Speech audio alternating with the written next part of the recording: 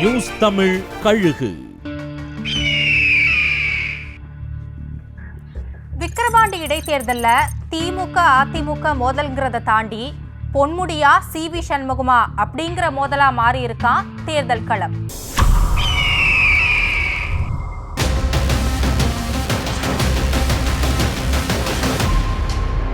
விக்கிரவாண்டி சட்டமன்ற உறுப்பினர் புகழேந்தி மறைவை தொடர்ந்து அந்த தொகுதிக்கு சீக்கிரமே இடைத்தேர்தல் நடக்க இருக்கு. இங்க கட்சிகளை தாண்டி திமுக அமைச்சர் பொன்முடி, அதிமுக முன்னாள் அமைச்சர் சிவி சண்முகம் நடுவுல நடக்கிற யுத்தமா தான் பார்க்கப்படுது. இடைத்தேர்தல் ஆளுங்கட்சிக்கு சாதகமா இருக்குங்கிறதுனாலையும் பொன்முடி கை காட்டுறவர் தான் வேட்பாளர் அப்படிங்கறதுனாலையும் அவர்கிட்ட சீட்டுக்கு வரிசை கட்டி நிக்கிறாங்களாம் திமுக நிர்வாகிகள். குறிப்பா மறைந்த எம்எல்ஏ புகழேந்தியுடைய மகன் செல்வகுமார், நான் ஜெயிச்சு காட்டுறேன், உங்களுக்கு உறுதுணையா இருப்பேன் அப்படின்னு சென்டிமெண்டா பேசி வர்றாராம். இவர் தவிர விழுப்புரம் மாவட்ட திமுக பொருளாளர் ஜனகராஜ், மாவட்ட ஊராட்சி குழு தலைவர் மா ஜெயச்சந்திரன், விவசாய அணி துணை செயலாளர் அன்னியூர் சிவா, மாவட்ட இளைஞரணி அமைப்பாளர் சே தினகரன் பல பேர் போட்டி போட்டுட்டு வர்றாங்களாம். அதிமுக சார்பில் முன்னாள் அமைச்சர் சிவி சண்முகம் கைகாட்ட நபர் தான் வேட்பாளராம். சிவி சண்முகம் யார் வேட்பாளர் அப்படிங்கிற ஆலோசனையில ஈடுபட்டு வர்றாராம். இதுல முன்னாள் எம்எல்ஏ முத்தமிழ் செல்வன் உள்ளிட்ட சில பேரோட பெயர் ஆலோசனையில இருக்கான். 2021 விட்டதை 2024 பிடிக்கணும்னு சபதம் எடுத்து வேலை பார்க்கறாராம் சிவி சண்முகம்.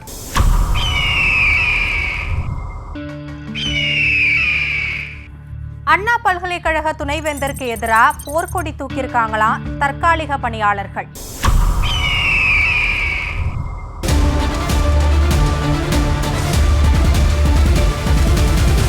அண்ணா பல்கலைக்கழகத்துல துப்புரவு பணியாளர்கள், ஓட்டுநர் அசிஸ்டன்ட்னு பல துறைகள்ல 500க்கும் அதிகமா தற்காலிக பணியாளர்கள் வேலை பார்க்கறாங்க.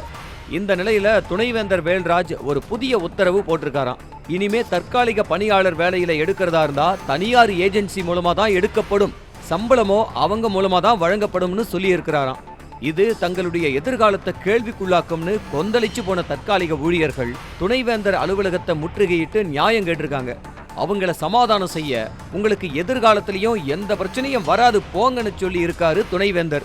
நீங்க இங்க துணைவேந்தரா இருக்கிற வரைக்கும் ஓகே சார், நீங்க போயிட்டீங்கன்னா வேற ஒருத்தர் வருவாரு, அப்ப எங்களை வேலையிலிருந்து தூக்கிட்டு புதுசா யாரையாச்சும் போட்டா நாங்க என்ன பண்றது சார், யார்கிட்ட போய் முறையிடுறது, அந்த சட்டமே வேணாம், ஏஜென்சி கிட்ட ஒப்படைக்காதீங்க. அண்ணா பல்கலைக்கழகமே தற்காலிக பணியாளர்களை நேரடியா பணியில் எடுத்து சம்பளம் கொடுக்கும் நடைமுறையை தொடரணும்னு எழுதி கொடுக்க சொல்லி போர்க்கொடி தூக்கி இருக்காங்களாம்.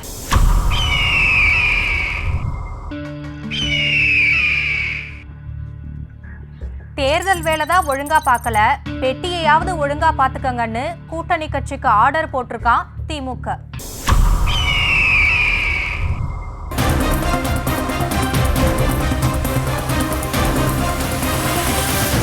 திருவள்ளூர் தொகுதி இந்த முறையாவது திமுகவுக்கு ஒதுக்கணும்னு கோரிக்கை வச்சாங்க உடன்பிறப்புகள்.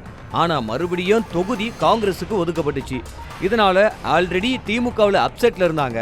இந்த நிலையில தேர்தல் நேரத்துல காங்கிரஸ்காரங்க சரியா வேலை பார்க்காதனால எல்லா வேலையும் திமுகவினருக்கு வந்து சேர்ந்துச்சு. ஒரு வழியா தேர்தல் முடிஞ்ச நிலையில 44 நாட்களுக்கு வாக்கு பெட்டியை பாதுகாக்க வேண்டிய பணி இருப்பதனால அந்த வேலையையாவது நீங்களே முழுசா பாருங்கன்னு காங்கிரசுக்கு கண்டிஷன் போட்டிருக்காங்களாம் திமுகவினர். இப்ப இரவு பகலா காங்கிரஸ்காரங்க ஆட்களை போட்டு பொட்டியை பாதுகாக்கிறாங்களாம். அதிமுக தேமுதிக இதை விட ரொம்ப மோசம்னு சொல்றாங்க. பொட்டியை கொண்டு போய் வச்சு சீல் வச்ச முதல் 2 நாள் மட்டும்தான் தேமுதிகவினர் அந்த பக்கம் வந்ததாவும், அதுக்கப்புறம் அந்த பக்கமே வர்றதில்லையா. அதிமுக சொல்லவே வேணாம், எங்களுடைய கோட்டையை கொண்டு போய் தேமுதிக கிட்ட கொடுத்துட்டீங்க, தேர்தல் வேலையை நாங்க தான் பார்த்தோம், பொட்டியும் நாங்களே பாதுகாக்கணுமா, நீங்க பார்த்தா பாருங்க, பாக்காட்டி போங்க அப்படின்னு மொத்தமா ஒதுங்கிட்டாங்களாம். திருவள்ளூர் தொகுதியை பொறுத்த வரைக்கும் 24 மணி நேரம் காங்கிரஸ் மற்றும் நாம் தமிழர் கட்சியினர் மட்டும்தான் சிசிடிவி மானிட்டரிங் பணியில ஈடுபட்டு இருக்காங்களாம்.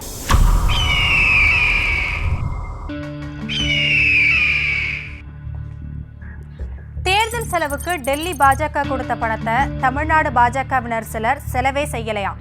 பணம் கையாடல் தொடர்பா விசாரணையை தொடங்கியிருக்கான் டெல்லி மேலிடம்.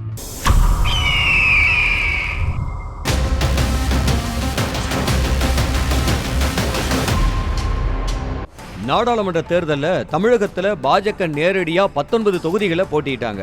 ஒவ்வொரு தொகுதிக்கும் தேர்தல் செலவுக்கு பாஜக மேலிடம் கோடிகள்ல பணம் வழங்கியிருக்கு. அண்ணாமலை, எல் முருகன், தமிழிசை உள்ளிட்ட ஒரு சில பேரோட தொகுதிகளில் மட்டும்தான் பணம் செலவு செய்யப்பட்டிருக்கு. மற்ற இடங்கள்ல பணம் என்ன ஆச்சுன்னு கணக்கு கேட்டு விசாரணையை தொடங்கி இருக்கு பாஜக மேலிடம். வேட்பாளர் செலவுக்காக கொடுக்கப்பட்ட பல கோடி பணம் நிர்வாகிகள் கிட்ட கொடுக்கப்பட்டிருக்கு. அந்த பணம் செலவு செய்யப்படலன்னா எங்க போச்சுன்னு கேள்வி எழுப்பியிருக்கு பாஜக மேலிடம். இந்த பணத்தை யார் யாரெல்லாம் கையாடல் செஞ்சாங்கன்னு கண்டுபிடிச்சு நடவடிக்கை எடுக்க இருக்கிறதாவும் சொல்லப்படுது.